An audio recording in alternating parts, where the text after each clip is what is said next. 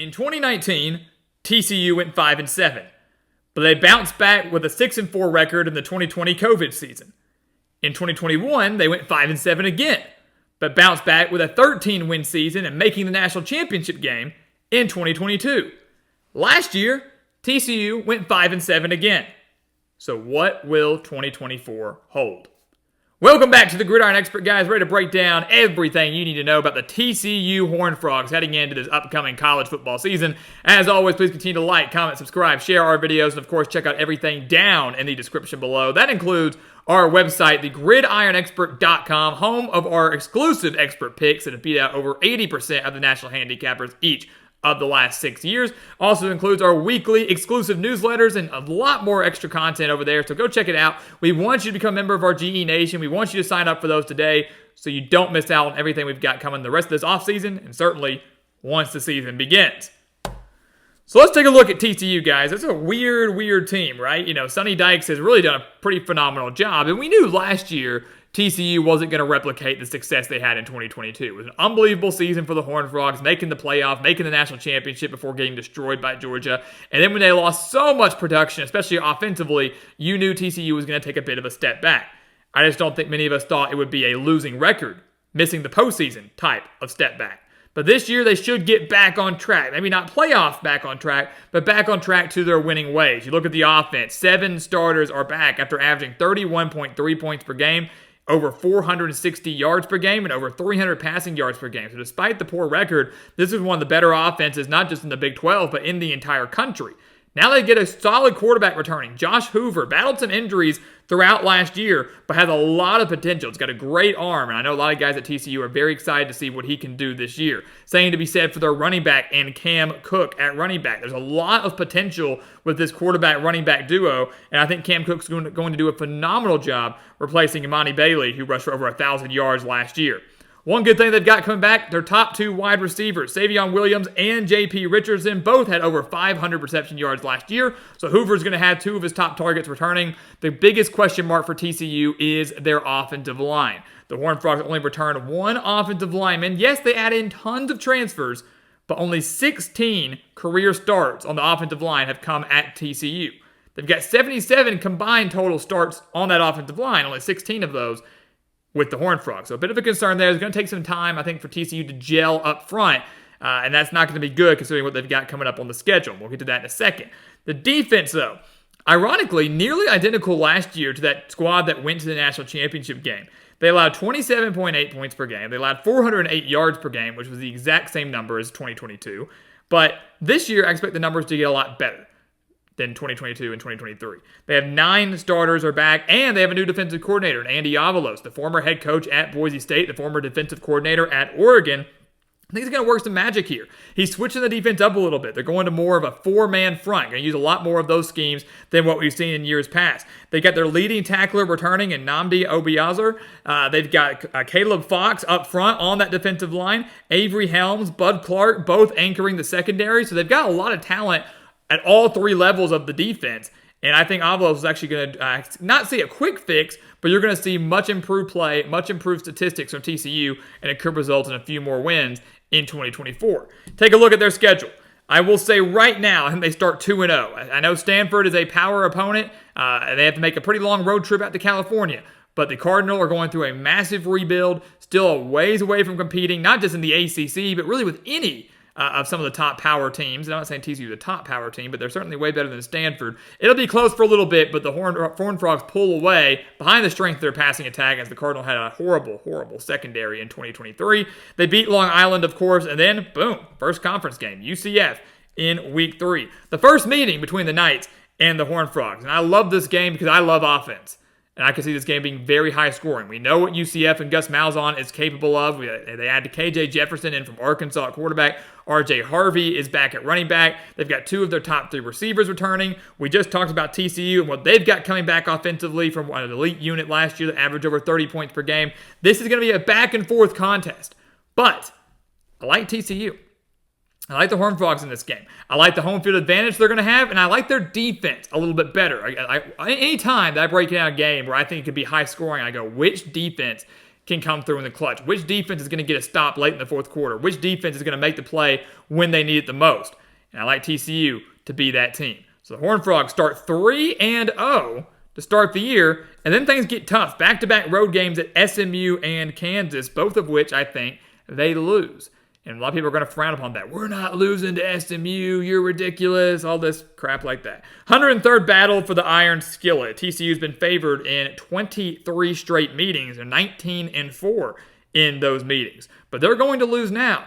And I would not be surprised to see SMU maybe slightly favored entering this game. The Mustangs are loaded, guys. Team that won 11 games last year, won the American Conference. First year now in the ACC. They've got Preston Stone back at quarterback. They've got an elite running back core. They've got a few questions up front in the line of scrimmage play, but they bulked up on some really heavy power forward transfers, both on the offensive line and the defensive line. That defensive line, I think, could challenge TCU's offensive line that might not be fully gelled at this point in the season. Offensively, we know SMU can hang with TCU. And this home field advantage, it might not be the biggest one in the world, but this is a Mustangs program that, literally was left for dead many years ago and has been revitalized over the last couple of years. Sonny Dykes being the guy to start that revitalization, and then obviously Rhett Lashley continuing it. So the Sonny Dykes Bowl at SMU, give me the Mustangs, who I think defensively, as we said with the UCF game, gets the job done at the end of the day.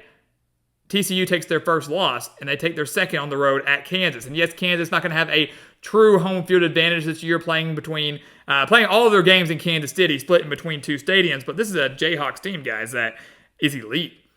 Yeah, I'm going to use the word elite. If Jalen Daniels can stay healthy, this will be one of the best offenses, not just in the Big 12, but in the country, because Daniels is back. Devin Neal is back as one of the best running backs in this conference. They've got their top 3 receivers coming back, and this defense is slowly getting better under Lance Leipold. Horrendous a few years ago, not too great last year, but showed improvement. This year, I expect it to be the best we've seen. And look, again, Kansas' key is health. When they're healthy, they are hard to stop. Now TCU has to go to their house at a Kansas team, guys, that has 14 interceptions from last year, only gave up 217 passing yards per game. That secondary is going to shut down this passing attack led by Josh Hoover. Give me the Jayhawks, a team that could make the Big 12 championship in 2024. After that, 3-2, they get a nice break. They cruise past Houston. They won 36-13 on the road last year. The Cougars going through a major rebuild in year 1 under Willie Fritz. So that's a great way to lick their wounds. Shouldn't break too much of a sweat against the Cougars. And then they get a bye week. Some would say they're getting 2 bye weeks in a row. But they're 4-2 heading into their real bye. And then that's the home stretch, right? What can they do after that? I will say they'll lose to Utah. I like this game a lot, though. The former Mountain West rivalry renewed. The last time that TCU and Utah faced off, at least in Salt Lake City, was back in 2010. TCU was 4th in the country. Utah was 6th in the country. TCU won by 47-7. Man, those were the good old days, right? Those were the good old days, those old Mountain West Conference days. Look, that's not going to be the case now, right? TCU won by 40 back almost 15 years ago. Utah, a significantly better team in my eyes than TCU, and a significantly better home field advantage than maybe anybody in the Big 12 has. The Utes are like 96-20 in 19 seasons under Kyle Whittingham. They do not lose in Salt Lake City, and they have an elite defense. They're solid up front at the line of scrimmage. They are very good defensively, and they've got Cam Rising coming back. If this was the Utah team from last year without Cam Rising, I'd be hesitant, but with Cam Rising, he is the difference maker. Home field advantage is the difference maker. Utes get the win over their old Mountain West rival, and TCU takes their 3rd loss. They do bounce back, though, and beat Texas Tech. Yes, they lost to the Raiders by 7 last year, 35-28, but this is a homecoming game for TCU. And again, that new 4-man front that Andy Avalo is going to implement a little bit more, stops the run. And that's what they've got to do against Texas Tech, right? We know Baron Morton can throw. We know they've got some solid receivers, but you got to contain a 1,400-plus yard rusher in Taj Brooks. If you can do that, you will win, especially on your home turf. Avalos devised a great defensive game plan. TCU's defense steps up. The Red Raiders defense isn't all that great, although it will be relatively solid this year, but still not all that great. TCU gets the win. And just like that, they are 1 win away from bowl eligibility, which is where they want to go. Obviously, want to be better than that, but a postseason berth would be nice if they're missing out last year. They fail to clinch it, though, against Baylor. They will fail to clinch it against Baylor. And I know everybody's going to say, you're going to have us losing to SMU and Baylor? Yeah, I am. Sue me.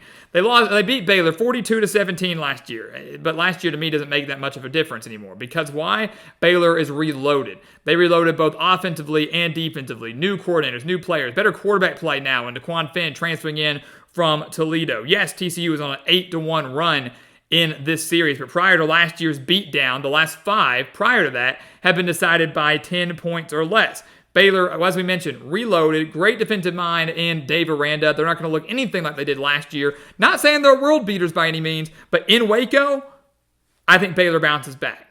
I think they bounce back and get a win over their rival, who could be a little bit inconsistent down the stretch here. So TCU drops that game, but then I think they win their next 2. I think they beat Oklahoma State and Arizona. Power of home field advantage is going to be big here. And the Oklahoma State game is a trap game for the Cowboys. This is a team that could be, some say, undefeated, maybe a one-loss team coming into this game. And I look at Oklahoma State. What was their weakness last year? It was their secondary. And now they're going up against a TCU team that averaged over 300 passing yards per game and very well could do it again this year. TCU has won the last 3 meetings over Oklahoma State when it's been played at their house. And I don't have faith in the Oklahoma State secondary to stop this passing attack. If TCU's 4-man front, as we mentioned with Texas Tech, can stop the run and Ollie Gordon, they're going to force Alan Bowman to win this game through the air. I'm not sure he can do that. 15 touchdowns to just 14 interceptions. Not a great TD interception ratio. TCU beat Oklahoma State, maybe creating chaos in the Big 12 standings. They get that week of rest. They beat Arizona. Another game where their secondary, TCU's secondary, is going to be threatened. Going to be challenged with Noah Fafita and Tetero McMillan, but off that week of rest on senior day. Arizona going to be solid, but maybe not as good as we thought they'd be, or maybe as good as we predicted them to be had Jed Fish stuck around. They beat the Wildcats and then go on the road to Cincinnati, and what's going to be a difficult environment. Cincinnati, their senior day, maybe fighting for their postseason lives, and they're a weird team this year. They've got talent. Brendan Sorsby in at quarterback, Corey Kiner back at running back, and an underrated defense. I think it's going to take a pretty big step forward in year 2 under Scott Satterfield. TCU did give up 155 rushing yards per game. So this is a game where I think Corey Kiner kind of puts the Bearcats on his back and leads them to the postseason. I think they will be fighting for a postseason spot in this final game of the year.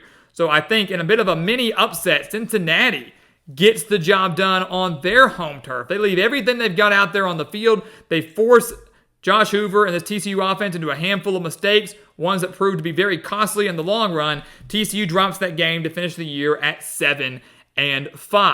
A winning season, back on track, not playoff worthy, not New Year's Six caliber bowl worthy, but another winning season regardless. And you look at the schedule, maybe they beat SMU, maybe they beat Cincinnati, maybe they beat Baylor, lose to Oklahoma State, however you want to switch it around.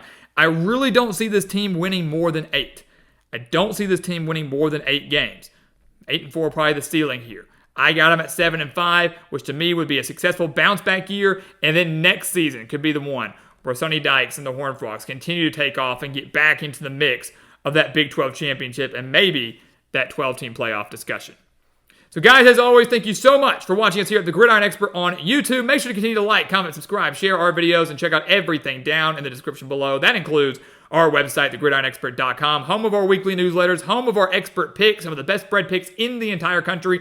Go sign up for both those things today. The earlier you do it, the better it's going to be for you. We can promise you that. And once again, guys, as always, thank you so much for watching, and we'll see you next time right here on the Gridiron Expert. Yeah.